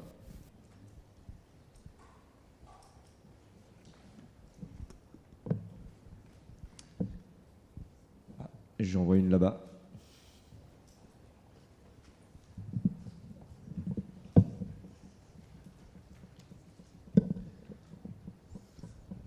C'est une question pour Madame Baudu. J'espère que ce n'est pas au sujet, mais je me demandais si une des façons de réfléchir, ça ne serait pas d'essayer de se raccrocher aux trames vertes, bleues, blanches, noires, brunes. Voilà. Excusez-moi, je ne suis pas sûre d'avoir compris votre question. Pour quel aspect, pardon ? Vous parliez de quels sont les différents efforts à fournir. Donc il y a cultiver les espaces verts, l'importance des îlots de fraîcheur, voilà. Et donc je me disais, une façon de réfléchir peut-être, ça ne serait pas juste de penser à des actions très localisées, mais essayer de penser plus à une échelle du territoire qui dépasserait même peut-être un peu des frontières de la ville. D'accord. Alors effectivement, on n'est pas du tout, on réfléchit pas de façon isolée. D'ailleurs, c'est venu. Enfin là, on a mené avant-hier justement, on a fait un petit tour de quartier où on a présenté les diagnostics et l'affiche qui était sur la bonne santé et le bien-être. On a eu beaucoup ces remarques en fait sur le fait que les cartographies semblait s'arrêter à la frontière de la ville, mais effectivement, je vous rejoins, c'est pas du tout comme ça qu'on a réfléchi. Ni pour, vous parliez tout à l'heure de mobilité active. Évidemment, les questions de mobilité active, c'est aussi beaucoup lié, si on fait du vélo, à la façon dont on va pouvoir aller dans la ville d'à côté. Donc, évidemment, on réfléchit comme ça. Sur la partie trame verte, on fait partie. On est associé en fait à alors ça s'appelait avant le parc des hauteurs, je ne sais plus comment ça s'appelle, je me tourne vers Françoise qui doit savoir ça. Comment ça s'appelle, il y a un circuit en fait avec de parcs et justement de cette démarche-là, qui est y compris sur un autre département, y compris sur un autre, c'est 3 EPT, 2 départements je crois. Donc oui, effectivement on réfléchit dans ces termes-là. Là, l'intérêt des diagnostics, c'était effectivement des outils d'aide à la décision pour des implantations. Quand on réfléchit, là par exemple dans le PLUI, on a effectivement cette notion de pleine terre qui est vraiment inscrite comme un incontournable. Et cette notion de pleine terre et d'une terre vivante évidemment, hein, elle a, surtout sur les aspects de santé, elle a un sens si on se réfère justement à où sont les réservoirs aussi biodiversité, où est la continuité. Donc oui, c'est pas un point que j'ai développé, mais effectivement sur les îlots de fraîcheur et les cartographies qu'on fait notamment juste avant l'été dans le journal municipal, on cartographie, y compris le centre commercial d'ailleurs, un zone de rafraîchi, même si voilà, c'est discutable, mais c'est un endroit où on peut se réfugier quand il fait très chaud. Et il y a effectivement les autres, les parcs des villes alentours, tout à fait, oui. Merci. Est-ce qu'il y a une autre question ou d'autres questions au pluriel? En attendant, moi j'en avais peut-être une pour vous. On a beaucoup parlé de l'usage de la donnée pour les diagnostics, pour des documents de planification. Moi, ce que j'ai compris avec votre intervention, c'est quand même il y a beaucoup de données qui ont pu être mobilisées, qui ont pu être transcrites de manière opérationnelle dans des documents de planification, mais aussi dans le passage à l'action, avec tout un tas d'actions qui ont été menées. J'avais 2 questions du coup. La première concerne les potentielles limites que vous avez pu rencontrer dans l'usage de ces données, parce qu'elles sont, il y en a eu quelques-unes qui ont été mentionnées, hein, typiquement le fait qu'on fasse un état des lieux à un moment précis, le fait qu'elles sont pas forcément hyper bien qualifiées parfois, même s'il y a beaucoup d'acteurs qui travaillent dessus et que ça tend à s'améliorer. Ça, c'est une première question. Et la deuxième question que j'ai à vous poser, c'est quelles compétences vous avez pu mobiliser en interne et avec quel financement, sachant que c'est des sujets qui sont très transversaux et que parfois dans les collectivités, ça peut être un peu... tout le monde peut être d'accord pour travailler sur le sujet, mais opérationnellement, c'est un peu plus compliqué parce que chacun a ses missions propres. Donc voilà.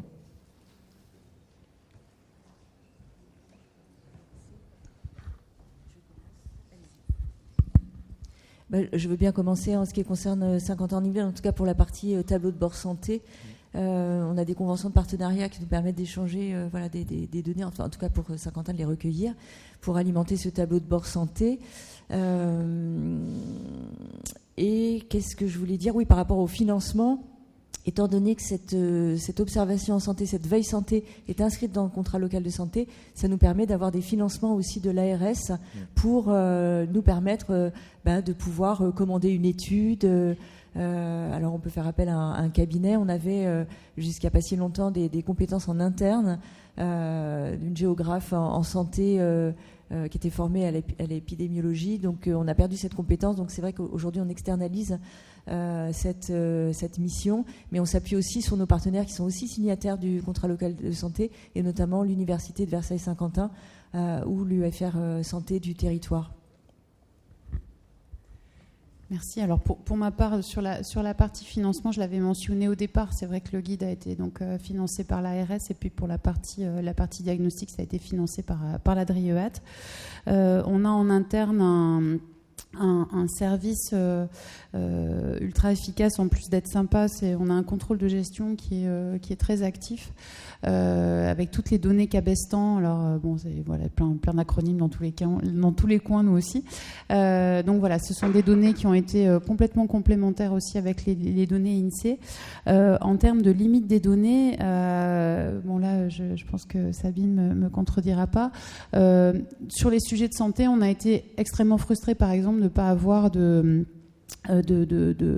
cartographie plus précise que l'échelle de la ville sur les questions de mortalité, par exemple, de morbidité.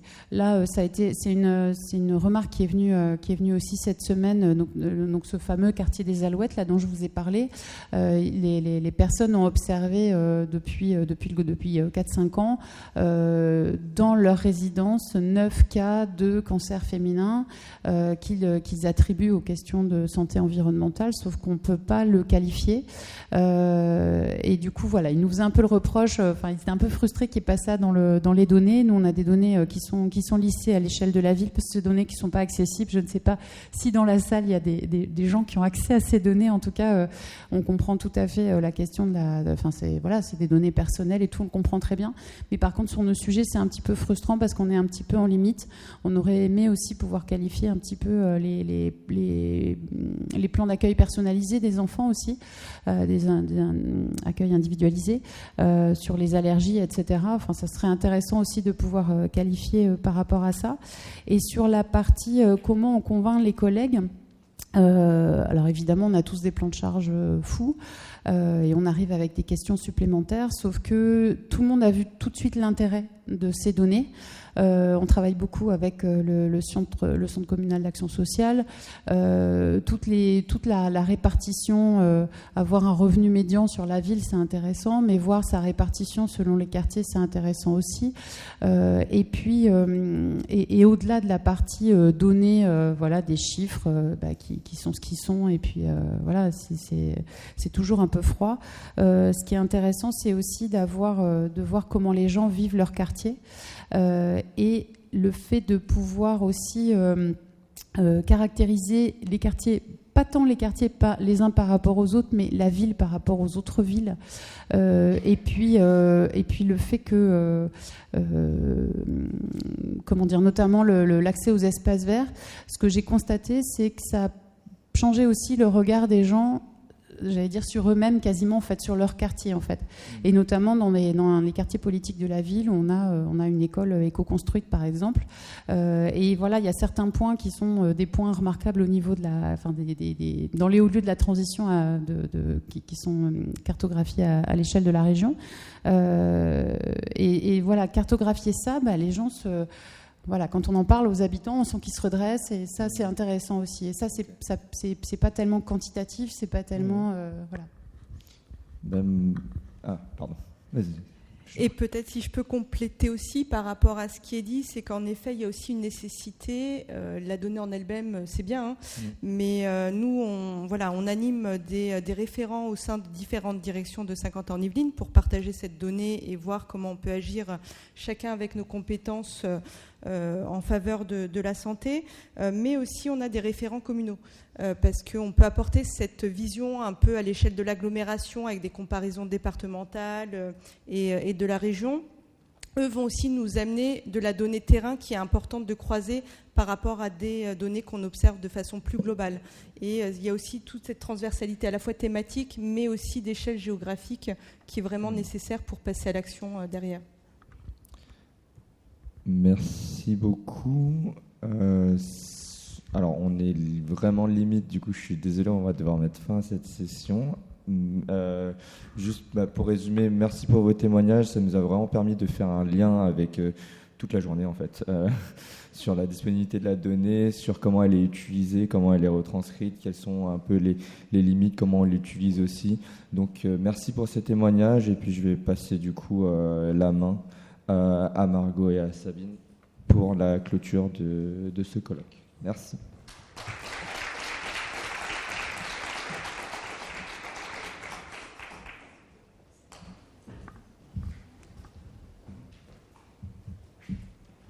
Alors vraiment très rapide pour le mot de la fin. C'était une riche journée. Donc il y a eu beaucoup d'énergie dépensée pour reconstruire le programme de ce colloque, et pour moi c'est une vraie réussite. Et je voudrais juste souligner que c'est pas une fin, c'est un début. Donc il y a un enjeu à maintenir la dynamique qui a été initiée au sein de ce groupe de travail. Et donc véritablement le réseau ISE, ça crée les conditions propices. Et quelque part, ça a été facile de mobiliser les partenaires. Il y a vraiment un fort enthousiasme qui peut-être aussi témoigne d'un besoin qui a été identifié de manière commune. Donc il y a un enjeu maintenant de digérer toute la matière. Donc ça a été évoqué par Julien. Donc il y a eu le travail en atelier, tous les échanges au sein du groupe projet, l'enquête, la journée d'aujourd'hui. Donc c'est extrêmement riche. Donc il va falloir capitaliser. Nathalie l'a évoqué. Donc on va se lancer dans la rédaction d'un livre blanc qu'on va continuer à enrichir. Donc moi, d'un point de vue aussi.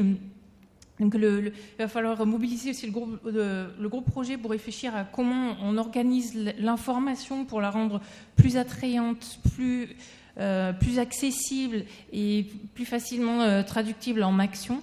Donc il y a une vraie réflexion à ce niveau-là, et je pense que dans le cadre de ce groupe projet, on a les bonnes personnes autour de la table pour en discuter et avancer sur ces sujets. Donc pour moi, il y a un enjeu à formaliser ce groupe projet comme une instance de dialogue, et donc de mon point de vue de professionnel de l'observation, il y a vraiment un intérêt à pouvoir s'appuyer sur cette instance pour mieux orienter nos études. Donc c'est des choses qui reviennent souvent, mais nous on aurait bien aimé vous donner notre avis parce que finalement ça ne convient pas tout à fait. Donc en effet, si les utilisateurs interviennent en amont, je pense que nos travaux gagneront en efficacité. Et donc et le groupe aussi, et donc cette journée en témoigne. C'est aussi un lieu qui permet de partager les expériences, et on a tous beaucoup à apprendre les uns des autres.